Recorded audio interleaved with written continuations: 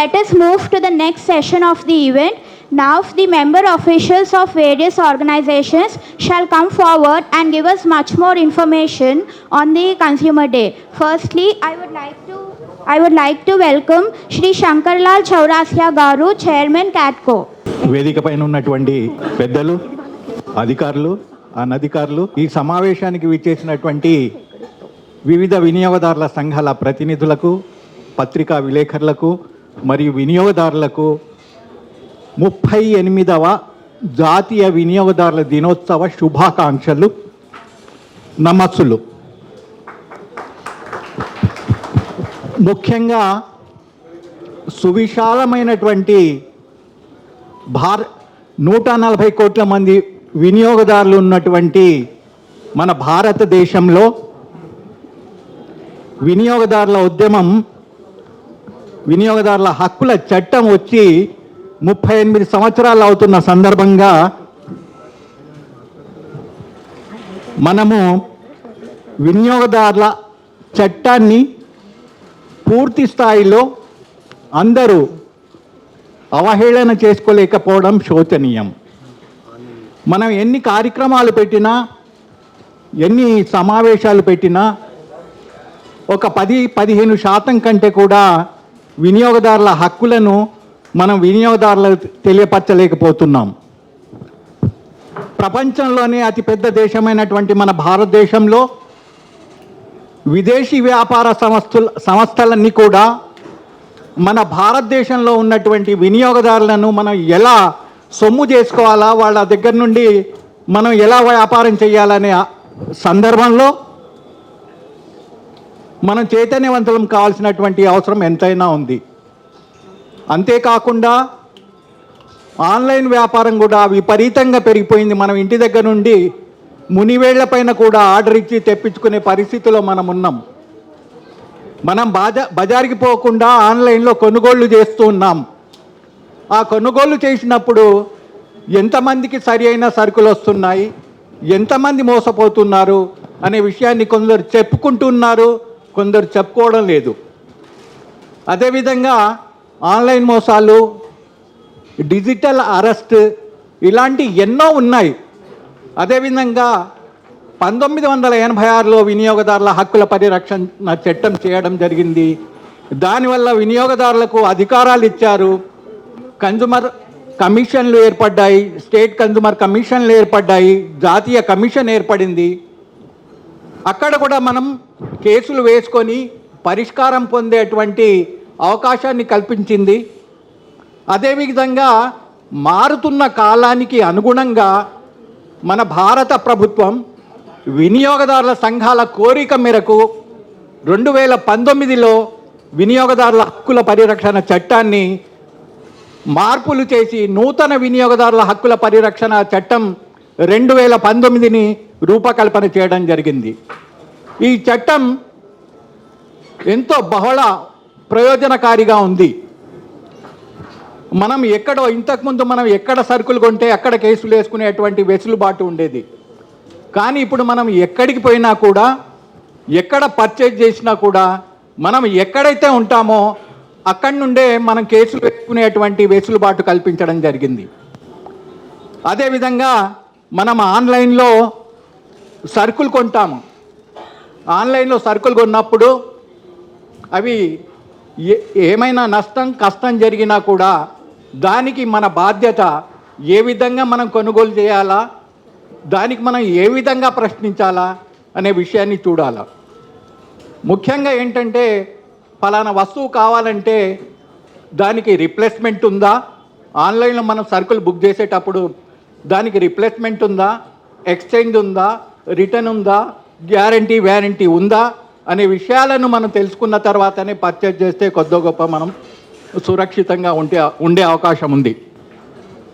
దాంతోపాటు ఈ ప్రతి సంవత్సరం కూడా ఒక నినాదాన్ని రూపొందిస్తూ ఉంటారు. ఆ నినాదమే డిజిటల్ విధానం మరియు వర్చువల్ విచారణల ద్వారా వినియోగదారులు న్యాయం పొందడం. ఇంతకుముందు మనము వినియోగదారులకు లెటర్లు రాసి దాన్ని 4-5 కాపీలు తీసి వినియోగదారుల కమిషన్లో ఫైల్ చేసిన తర్వాత వాళ్ళ నుండి అపోజిషన్ పార్టీలకు నోటీసులు పోయిన తర్వాత వాళ్ళు కోర్టుకు వచ్చి చేసుకునే వరకు కాలయాపన జరుగుతుంది. మరెంతో సౌలభ్యం చేకూర్చనుంది ఈ కొత్తగా వచ్చినటువంటి నినాదం మనకు.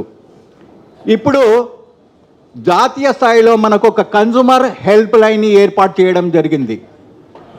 మన మునివేళ్లతోటి సెల్ ఫోన్ ద్వారా మనం ఫిర్యాదులు చేసుకునేటువంటి అవకాశాన్ని కల్పించారు. 1915 అనే నెంబర్కి మనం కాల్ చేసేసి మనకేమైనా నష్టం జరిగితే ఆ నష్టపరిహారం కోసం ఆ నెంబర్కి మనం ఫిర్యాదు చేయొచ్చు. వాట్సాప్ ద్వారా కూడా మనం ఫిర్యాదు చేసే అటువంటి సౌలభ్యాన్ని మన భారత ప్రభుత్వం రూపకల్పన చేసింది. అదేవిధంగా 8800001915 ప్రతి ఒక్కరు నోట్ చేసుకోండి. ఈ సౌలభ్యం చాలా ప్రయోజనకారిగా ఉంటుంది. అంతేకాకుండా మనం కొనుగోలు చేసేటువంటి టీవీలు, ఫ్రిడ్జ్లు, బంగారం, ఎలక్ట్రికల్ వస్తువులు, ఎలక్ట్రానిక్ వస్తువులు ఇవన్నీ కూడా ఏంటంటే మనకు BIS యాప్ ఒకటి రూపకల్పన చేయడం జరిగింది. ప్రతి ఒక్కరు కూడా ఈ యాప్ని డౌన్లోడ్ చేసుకుంటే మనం టీవీలు కొనడానికి పోయినా, లేకుంటే ఫ్యాన్ కొనడానికి పోయినా, లేకుంటే ఫ్రిడ్జ్ కొనడానికి పోయినా దాని మీద ఉన్నటువంటి ISI మార్క్ నెంబర్ ఉంటుంది. ఆ నెంబర్లో మనం సెల్ ఫోన్లో మన ఆ యాప్లో చూస్తే అది ఒరిజినలా డూప్లికేటా అనే విషయాన్ని మనం కనుక్కునే అవకాశం ఉంది. అదేవిధంగా ముఖ్యంగా మనం ఏంటంటే పండగలప్పుడు లేకుంటే మన ఇళ్లలో శుభకార్యాలు జరిగినప్పుడు బంగారు నగలు కొనుగోలు చేస్తూ ఉంటాం. మనము రెగ్యులర్గా కొనుగోలు చేయం, ఎప్పుడు అవకాశం ఉన్నప్పుడే, లేకుంటే ఫంక్షన్స్ ఉన్నప్పుడు, లేకుంటే సందర్భంలో ఉన్నప్పుడు మనం బంగారం కొనుగోలు చేస్తూ ఉంటాం. దీంట్లో చాలామంది మోసపోతున్నారు.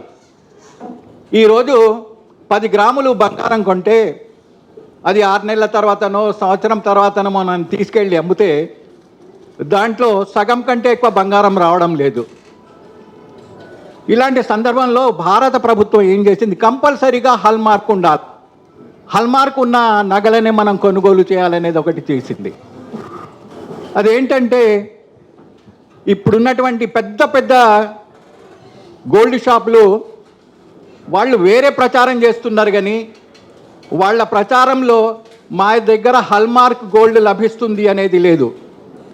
ఉదాహరణకు నేను బహిరంగంగా చెప్తున్నాను, లలితా జ్యువెలర్స్ వాళ్ళ అక్కడక్కడ పెద్ద యాడ్స్ కనబడుతుంటాయి, కానీ మా దగ్గర హాల్మార్క్ గోల్డ్ దొరుకుతుంది, హాల్మార్క్ నగలు దొరుకుతాయనే ప్రచారం మాత్రం చేయడం లేదు. వినియోగదారులు పోతే వినియోగదారులకు మాటలు గారడీ చేసేసి స్కీమ్స్ పేరుతో రకరకాలుగా మోసాలు జరుగుతూ ఉన్నాయి. అదేవిధంగా మనం చిన్న షాపులలో బహిరంగంగా పెడుతున్నారు మా దగ్గర హాల్మార్క్ ఉంది అని, కానీ మనం చిన్న షాపులకు పోము, పెద్ద షాపులకే వెళ్తూ ఉంటాం. చిన్న షాపులలో మనకు ఆ హాల్మార్క్ని మనం ఎలా కనుగోవాలా, దాంట్లో నెంబర్ ఉంటుంది, మనం యాప్ డౌన్లోడ్ చేసుకొని దాంట్లో ఉన్నటువంటి నెంబర్ని మనం యాప్లో చెక్ చేస్తే అది ఏ రోజు స్టాంపింగ్ అయింది, దాంట్లో దాని క్వాలిటీ ఏంటి అనే దాని వివరాలన్నీ కూడా మొత్తం వస్తాయి. ఒకవేళ అలా రానప్పుడు మనం ఫిర్యాదు చేయొచ్చు, వాళ్ళ మీద కేసు నమోదు చేయొచ్చు. అదేవిధంగా మనం ఫ్యాన్ కొన్నాం, లేకుంటే ఏదో మోటార్ కొన్నాం, దాని మీద ISI మార్క్ ఉంటుంది, దాని కిందనే ఒక నెంబర్ ఉంటుంది. ఆ నెంబర్ని మనము ఆ యాప్లో చెక్ చేసుకుంటే అది ఒరిజినలా డూప్లికేట్ అనే విషయాన్ని మనం తెలుసుకునే అవకాశం ఉంది. ఇలాగ చెప్పుకుంటూ పోతా ఉంటే ఆహార పదార్థాలు ఉన్నాయి. ఆహార పదార్థాలలో కూడా చాలా మార్పులు చేర్పులు చేశారు. 1 నేషన్ 1 ఫుడ్ పాలసీ అనేది ఒకటి ఉంది. అదేవిధంగా మనకు పౌర సరఫరాల శాఖ ద్వారా కూడా మనకెంతో సౌలభ్యాన్ని కల్పించిండ్రు. నేషన్ వైడ్ మనకు రేషన్ కార్డు ఉంటే భారతదేశంలో ఎక్కడికి పోయినా కూడా మనం రేషన్ తీసుకునేటువంటి వెసులుబాటు కల్పించడం జరిగింది డిజిటలైజేషన్ చేసిన తర్వాత. అదే ఇప్పుడు మనం కూడా డిజిటలైజేషన్ ద్వారానే ఫిర్యాదు చేసుకునే సౌలభ్యం మనకు కల్పించడం జరిగింది. ఇలాంటి మరెన్నో అవకాశాలు ఉన్నాయి, మనం చెప్పుకుంటూ పోతూ ఉంటే చాలా ఉన్నాయి. అదేవిధంగా రియల్ ఎస్టేట్ కానివ్వండి, మెడికల్ హాల్స్లో కానివ్వండి, లేకుంటే డాక్టర్స్ కానివ్వండి, ఏమైనా సరిగ్గా ట్రీట్మెంట్ చేయకపోయినా హాస్పిటల్ సేవలు సరిగ్గా లేకపోయినా, ఇన్సూరెన్స్ కంపెనీలు సరిగ్గా లేకపోయినా, అదేవిధంగా చిట్ ఫండ్స్, ఇన్సూరెన్స్ కంపెనీలు ఏజెంట్లు వస్తారు, మనకు చెప్పేది ఒకటి, తీరా మనం క్లైమ్కి పోయినప్పుడు అక్కడి వరకు వెళ్ళే వరకు ఇది మీకు వర్తించదు, కేవలం దీనికి మాత్రమే పరిమితి అనే విషయాలు ఉంటాయి. అవన్నిటికీ మనం చూసి గమనించిన తర్వాతనే ఇన్సూరెన్స్ చేయించుకుంటే మనం కొంచెం జాగ్రత్తగా ఉన్న వాళ్ళం అవుతాము. కాబట్టి ఈ దేశంలో, ఈ ప్రపంచంలో అందరికీ సంఘాలు ఉన్నాయి, వ్యాపారస్తులకు సంఘాలు ఉన్నాయి, చివరికి బిచ్చగాళ్ళకు కూడా సంఘాలు ఉన్నాయి. కానీ వినియోగదారుల సంఘాలు ఎప్పుడైతే ఊరూరా వాడవాడ అవుతాయో, ఎప్పుడైతే వినియోగదారుడు ప్రశ్నిస్తాడో అప్పుడే మనం మోసాల నుండి బయటికి పోయే అవకాశం ఉంది. అదేవిధంగా ఇంకో చిన్న ఉదాహరణ చెప్తాను. ఇప్పుడు ఒక వస్తువు 10 రూపాయలకు తయారవుతుంది. 10 రూపాయలకు అమ్ముకునే వస్తువుని వాళ్ళకి ఇష్టం వచ్చిన రేటుకి అమ్ముకునే అవకాశం కల్పించింది ప్రభుత్వం. కొన్నిటికి మాత్రమే పరిమితులు పెట్టింది. ఇవాళ పరిశ్రమలలో 10 రూపాయలకు తయారైన వస్తువుని 100 రూపాయలను అమ్ముకుంటున్నారు. అదేవిధంగా రైతును చూస్తే రైతు పండించిన పంటకు గిట్టుబాటు ధరని ఫిక్స్ చేస్తున్నారు. కానీ పరిశ్రమలలో ఉత్పత్తి అయ్యే వాటికి ఇలాంటి నియంత్రణ లేకుండా పోతుంది. అదేవిధంగా మనం ప్రతి కుటుంబంలో కూడా మందులు లేనిది మనము ఉండే పరిస్థితి లేదు. మందులు ఎట్లయిపోయినాయంటే దీనికి అలవాటు పడిపోయినాము, ఈ పూట ఈ మందు వేసుకోకుంటే బాగుండదు అని. ఈ దేశంలో మెడికల్ మాఫియా రాజ్యం వెళ్తుంది. 10 రూపాయలకు తయారైనటువంటి మందులను 100 రూపాయలను 1000 రూపాయలను విక్రయిస్తూ ఉన్నారు. అందుకు మన భారత ప్రభుత్వం ఏం చేసింది, జెనరిక్ మెడికల్ హాల్స్ని ప్రారంభించింది. జెనరిక్ మెడికల్ హాల్స్లో దుష్ప్రచారం జరుగుతుంది వాటి మీద. అది ఏంటి అంటారు, ఆ జెనరిక్ మందులు పని చేయవు, మేము రాసిన మందులే మీకు పనిచేస్తాయి అనేది ఒకటి దుష్ప్రచారం చేస్తుంది. దాన్ని మీరు అంగీకరించవద్దు. మీరు జెనరిక్ మెడికల్ హాల్స్లో కొనుగోలు చేస్తే బయట 100 రూపాయలకు దొరికినటువంటి మందులు అక్కడ మీకు 40 రూపాయలు 50 రూపాయలకు దొరికే అవకాశం ఉంది.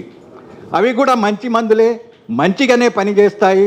దాని మీద అపోహ పెట్టుకోకుండా ప్రతి ఒక్కరు కూడా జనరిక్ మందులు కొనుగోలు చేస్తే మీకు ప్రతి నెల అయ్యే 2-3 వేల రూపాయల మందులు మీ ఇంటికి అయ్యేటి, దాంట్లో అవి 400-500కే వచ్చేటువంటి అవకాశం ఉంది. అదేవిధంగా వైట్ రేషన్ కార్డు నుండి వచ్చే బియ్యాన్ని మనం సొంతంగా వాడుకోకుండా ఎవరికో అమ్మేసుకుంటున్నాం 10-12 రూపాయలకో 15 రూపాయలకో. కానీ ప్రభుత్వం దానికి 35-40 రూపాయలు పెట్టి 39-40 రూపాయలు పెట్టి కొనుగోలు చేస్తుంది. అలాంటప్పుడు మనం ఎంత నష్టపోతున్నాము, ప్రభుత్వానికి ఎంత నష్టం చేకూరుస్తున్నాము అనే విషయాన్ని కూడా మనం ఆలోచించవలసినటువంటి అవసరం ఉంది. ఇప్పుడు పౌర సరఫరాల ద్వారా సరఫరా అయ్యే బియ్యంలో ఫార్టిఫికేషన్ చేస్తున్నారు. ఫుడ్ ఫోర్టిఫికేషన్ అంటే మనకు నిత్యం మనం తినే ఆహారంలో పోషక విలువలు సరిగ్గా లేకపోవడం వల్ల పోషక విలువలతో కూడినటువంటి విటమిన్ బి కానివ్వండి, డి కానివ్వండి దాంట్లో చేరుస్తున్నారు. అలాంటి రైస్ని సివిల్ సప్లైస్ డిపార్ట్మెంట్ ద్వారా మనకు అందుతున్నాయి. దానివల్ల మనకు కొద్దో గొప్ప పోషకాలు అందుతాయి. అంతేకాని మనం బజార్లో కొనుక్కునేటువంటి పాలిష్ చేసిన బియ్యం, సన్న బియ్యం తీసుకుంటే దాంట్లో ఎలాంటి పోషకాలు ఉండవన్న విషయాన్ని మీరు గమనించవలసినటువంటి అవసరం ఉంది. అదేవిధంగా ఇప్పుడు ప్యాకెట్ల మీదుగా మీరు కొనుగోలు చేసేటువంటి ప్యాకింగ్ వస్తువులపైన లేబులింగ్ చూడడం మర్చిపోవద్దు. దాంట్లో ఏది ఎంత ఉంటుంది ఏంటిది. ఇంకొకటి ఉదాహరణకు ఒకటి చెప్తాను నేను. మెడికల్ షాపులలో ఇది డబ్బాలలో వస్తుంది ఓఆర్ఎస్. వాస్తవంగా అది ఓఆర్ఎస్ కాదు, ఓఆర్ఎల్ అని ఉంటుంది. దాని రేటు చూస్తే 35-40 రూపాయలు ఉంటుంది. దాంట్లో ఒక పక్కకు రాశాడు ఇది ఓఆర్ఎస్ కాదు అని. ఓన్లీ షుగర్ వాటరే అది. దాంట్లో ఉన్నది 80%, 90% షుగర్ వాటర్ అది. ఇలాంటి మోసాలు చాలా జరుగుతున్నాం. మనం ప్యాకింగ్ చూసి అట్రాక్ట్ అవుతున్నాం. మనం ప్యాకింగ్ చూడడమే కాదు, లేబుల్స్ చదవడం కూడా అలవాటు చేసుకుంటే బాగుంటుంది. ఇంకా చాలామంది మాట్లాడే వాళ్ళు ఉన్నారు. ఈరోజు నాకు ఈ అవకాశం ఇచ్చినందుకు సివిల్ సప్లైస్ డిపార్ట్మెంట్ వారికి మరియు ఈ సమావేశంలో హాజరైన మీ అందరికీ మరోసారి జాతీయ వినియోగదారుల శుభాకాంక్షలు తెలుపుకుంటూ సెలవు తీసుకుంటున్నాను. ధన్యవాదాలు.